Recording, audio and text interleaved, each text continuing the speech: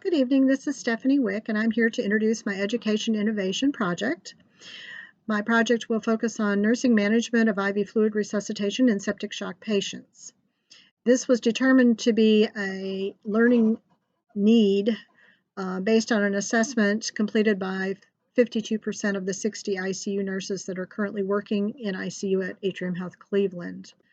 In addition to that, the first quarter sepsis mortality data also reflected an opportunity to fill some gaps along those same lines with fluid management and fluid resuscitation.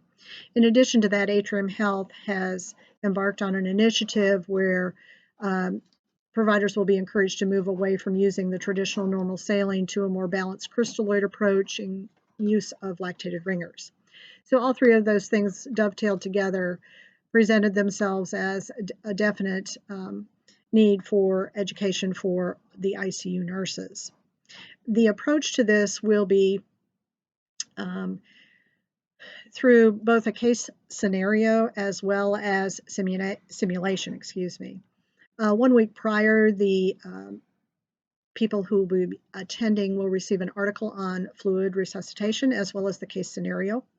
The day of, as they schedule themselves for participation in the simulation, we will have a brief pre-test, completely anonymous, not graded, just to sort of try to get a baseline again of those participating. We will move directly then into a brief review of 6 PowerPoint slides about the learning objectives, where we're going to talk about defining septic shock and then fluid management, specifically around the nursing tasks associated with that, as well as nursing management and assessment and documentation of fluid responsiveness in patients. And that will lead the conversation to passive leg raise, CVP monitoring, access for central venous access, vital sign management, as well as lab results, and sort of putting the whole picture together.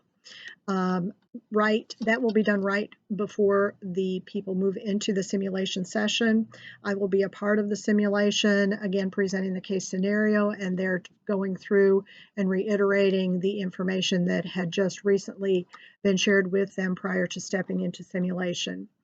Of course, the instructor and course evaluations will be very beneficial for us in making sure that we are addressing what appeared to be the need, and we'll be making modifications to the education going forward. My peers at Atrium Health, among the metro facilities, are very interested in seeing the presentation and hearing it. We feel like it will be something we'll be able to build on over time.